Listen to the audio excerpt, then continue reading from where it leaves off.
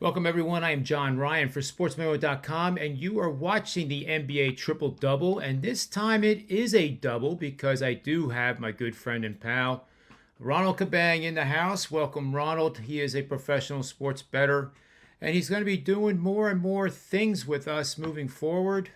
And that is always a great thing with the talent that this young man has. So let's get right to it. I think the NBA playoffs started last night. Well, Yeah. Brooklyn won.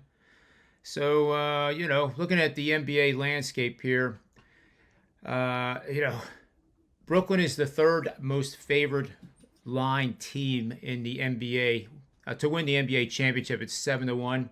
hmm I think everybody that has ever watched this show knows I've already done that bet, and actually it was at higher levels too.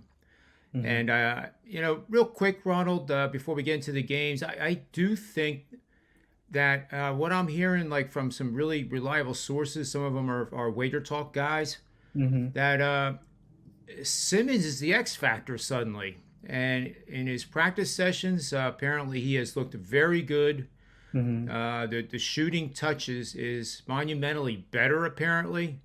But we won't know that until he actually gets on the court. But it sounds like Sunday, and this is all conjecture and rumor at this point. Nothing is confirmed. Yeah. But I wouldn't be surprised to see him play. And my theory is this, and I'll present it to you, and you can tell me if I'm nuts, if it means nothing, or if it really is significant. But even if he's not in top NBA conditioning, if he hmm adds 20 to 25 minutes per game, I think the Nets have a cakewalk to the NBA championship. hmm Do you agree or disagree? Well, to me, I mean, obviously it's gonna be different, right? Because they're not used to having him on the court as far as in-game play, and if he just comes in straight into 20-25 minutes, I don't know if that is the best idea, like right away. The other thing too is he's gonna have to learn to play his role. I think going coming from Philadelphia, he was able to be sort of like that the second guy there, the playmaker and all that stuff. But you have guys like Kyrie and KD who are ball dominant as well, who will have to play make, and he's gonna really have to learn his role on this squad as far as just really focusing on the defensive side of the ball, being that kind of defensive stopper that they need. And for him to really just, you know, when asked to score, maybe just take it into the paint until he gets that confidence from the shooting aspect of it. I know they said that he's got that confidence going on right now in practice. One of the quotes that I saw was like he's walking around like he's Jordan. You know what I mean? Like I mean that's kind of like over the top to me. I don't think he's gonna make that type of impact right away, especially on the offensive side of the ball. But if he's healthy, he could dominate defensively, and if he can stick to that role there, then yeah, I think the Nets can get the job done. But it really you really just want to take it easy, easing him in to in-game play, especially when it's this serious in the playoffs. Yeah, and lastly, as we all know, if you ever watch this show, if you look at the bracket now, there's a collision course here for the Eastern Conference Championship between the Sixers and the Nets. Mhm. So that alone is kind of crazy by itself. Could you imagine what Philadelphia would be like in a home playoff game taking on the Nets? And by then Yeah, we'll know whether Simmons is playing at an elite level or not. yeah. Uh, but I think Philly, Phil, Ronald, well, Philly got to take care of Toronto first. I mean, they've had a tough that's time true. playing them in the regular season. So yeah, they're gonna they have a tough route to get there. I mean, I think the East right now, from top to bottom, is probably the hardest one, the hardest conference to really predict at this point. They're really strong from top to bottom. Yeah, I completely agree. Completely agree. Well, let's move on to as the eighth seed. So in this game, we can see that the Charlotte Hornets here. This is the first game on TNT. Charlotte's getting 38% of the bets. They're 5.5 point underdogs. This line opened with the Hawks as 4 point favorites. They're now 5.5. It looks like this thing's going to start steaming. Do you agree with the market trend, Ronald, with this? Yeah. So sorry, we're talking about the Hornets Hawks, right? Yes. Yeah, Yep. yeah. So yeah, this one here is to me is a really tough game to cap because both teams coming out the All Star break, they've been both playing like really great offensively. Both teams top 10 in offensive rating during that time. The Hawks, they're playing slightly better defensively. But if you look at games from yesterday, obviously the playoff intensity defense is another thing coming because I actually had the over in the Minnesota game, and obviously that didn't go well. But so to me, it looks like the playoff intensity is here in the playing rounds, and obviously the Hornets and Hawks known for their offense. That might change. So I don't know if that's gonna go through the whole playing rounds, but to me, I'm gonna stay away from the over under here. The team split the season series 2-2, both straight up and against the spread. So there's really you can't really find an edge here. But if you look game by game, there's a lot of different factors that went into why the games went the way they did. Another thing too is Hawks number wise, they're actually better without John Collins, and I know he's going to be out for this game. Their net rating is plus 3.2 points better when he's not on the court for some reason, and they're under 500. Their record is under 500 with John Collins, but 17 and 11 without him.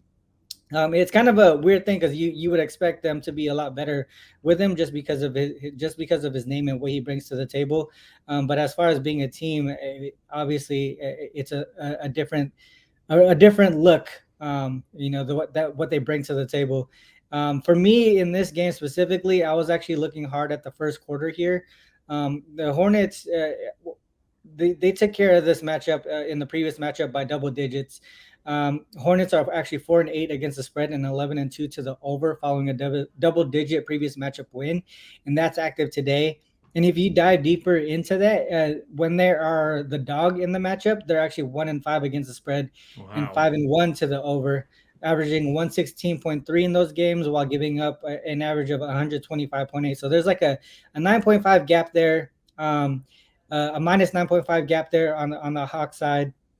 Sorry, on the Hornet side, and a combined average of 242 points in that 6 game sample size. And a lot of that damage is actually done in the first quarter too. In the 6 game sample size, there, the Hornets' average first quarter margin is close to minus 10. So to me, the look in this game is fading the Hornets' first quarter. And that kind of goes with how both teams have been doing post All Star break. In the first quarter, Hornets have a minus 3.6 net rating in the first quarter, and the Hawks have a plus 9.3 first quarter net rating post All Star break. So to me, I'm looking towards that first quarter on the Hawks side. Yeah, I like that quite a bit, Ronald. I really have nothing to add. You did such a great job breaking that game down. I do think the Hawks get out to that fast start, and then the one thing I will mention in the matchup here that gives me caution on Yeah. the Hawks, and it's hard to tell because you said, and correctly so, they've been playing better defense of late. Hmm. But in a defensive assist to turnover ratio, how many assists they're giving up and how many turnovers they're creating versus their opponents, they rank 29th in the association with a 1.993. Yeah. That's pretty bad. Yeah. Okay, I'm not going to sugarcoat it, but it is better over the most recent 10 games. And this is a critical part of the matchup, I think, Ronald, because Charlotte ranks number 2 in assist to turnover ratio. They move the Hmm. ball extraordinarily well. They Yeah. rank number 1 in the association in assists at 28.1. Granted, they play at a high pace. They're ranked 4th in scoring at 115.3, Hmm. but they don't really turn the ball over that much despite the high pace. Hmm. So I think you're right.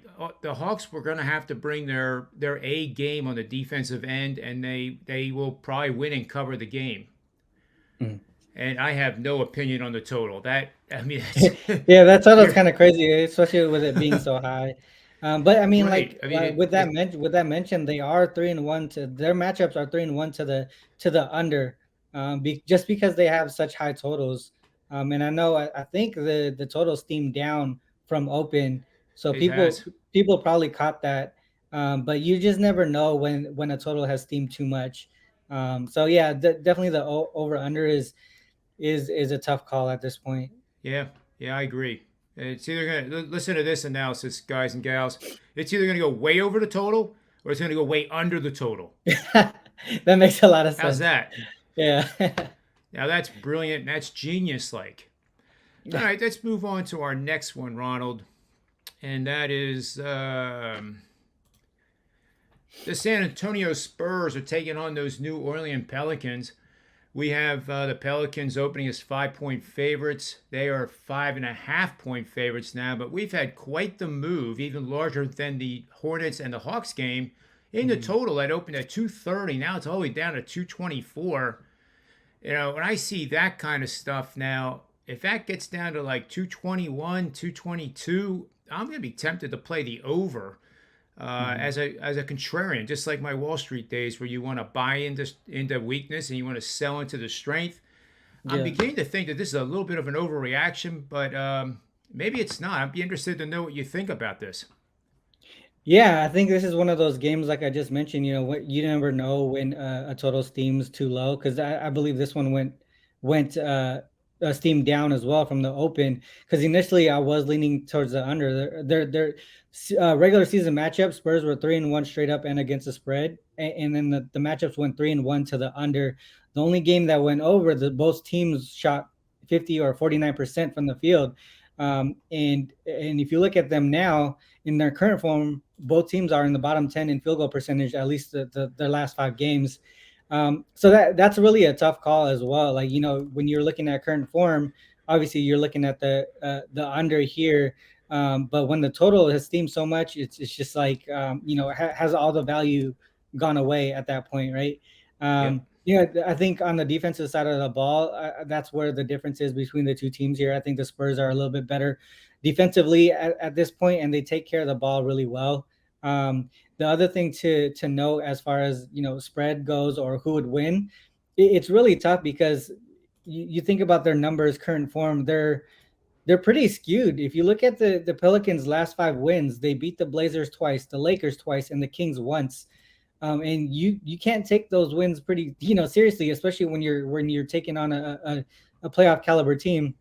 But then if you look at the Spurs side, if you look at their last 8 wins, that included 3 wins over the Blazers, 1 win each over the Rockets and Thunder, and those are like bottom feeders there.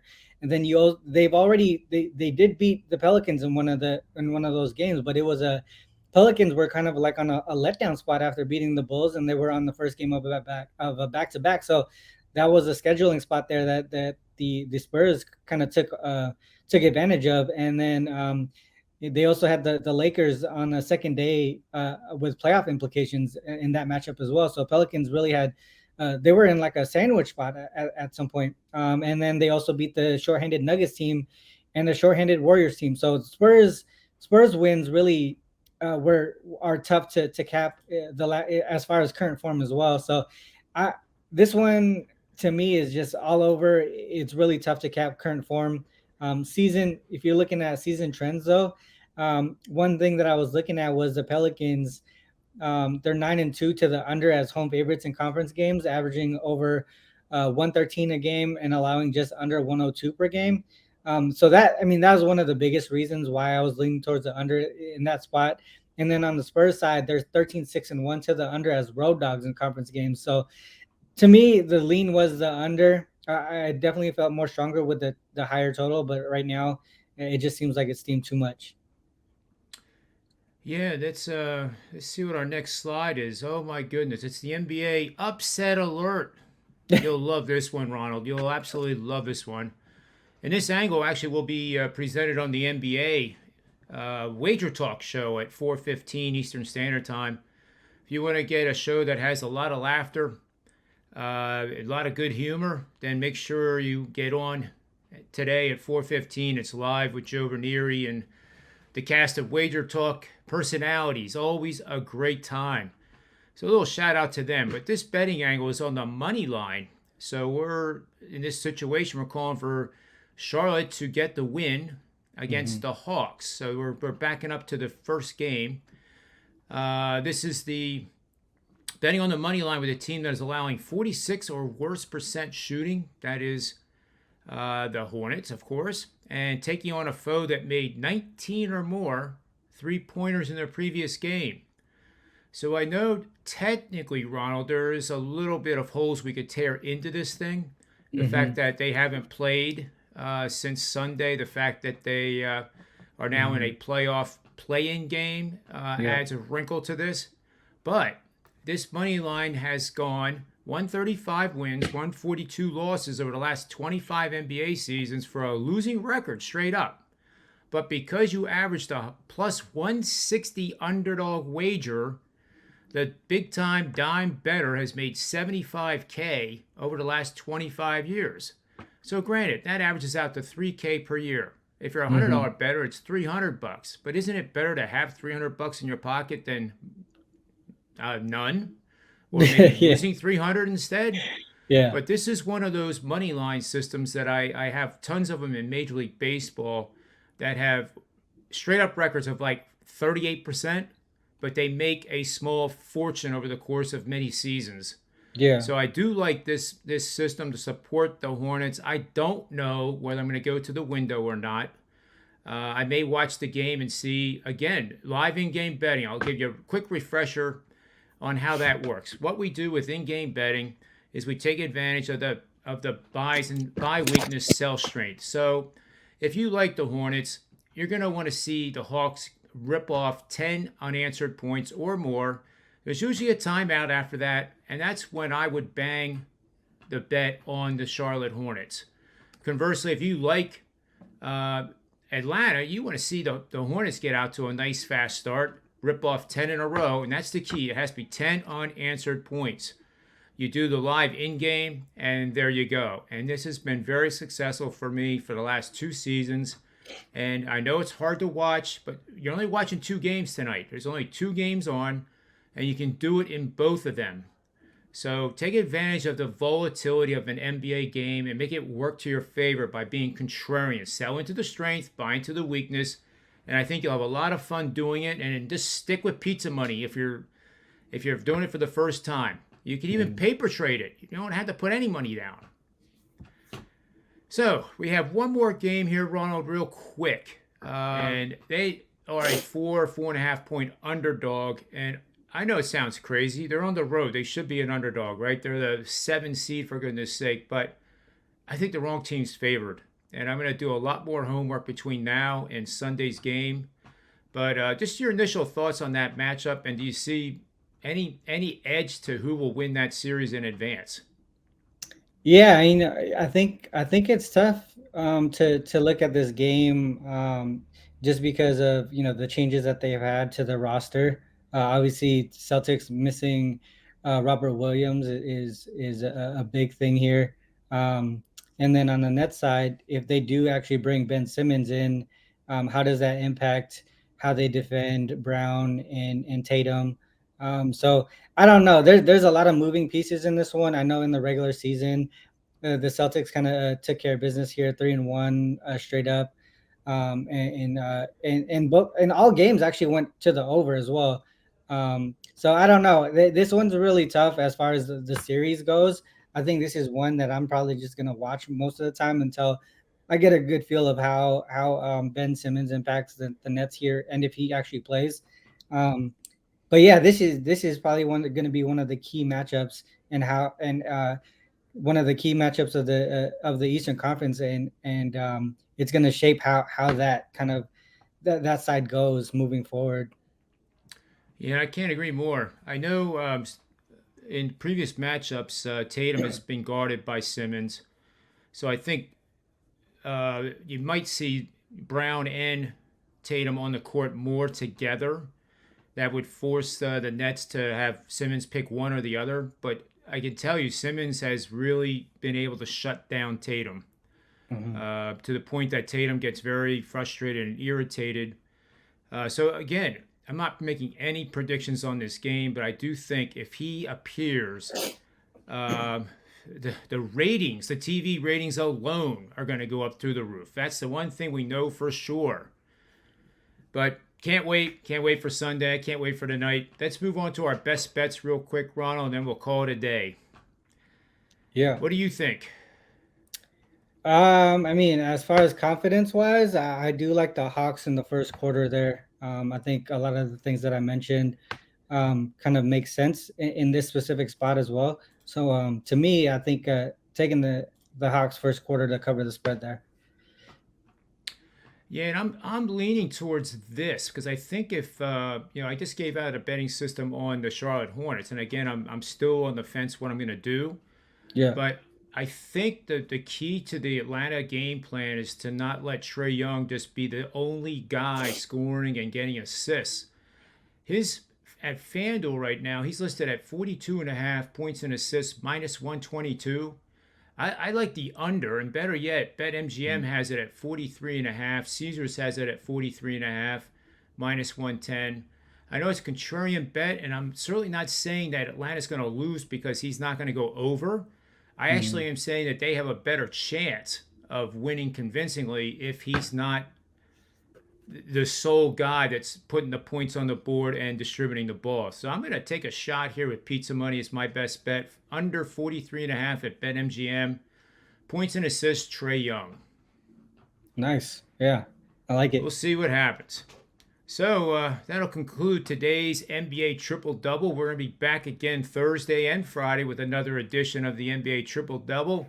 So remember two things, folks, as always. I know you get tired of hearing it, but I can't tell you enough. Bet with your head, not over it, and may all the wins be yours. And thanks very much for watching.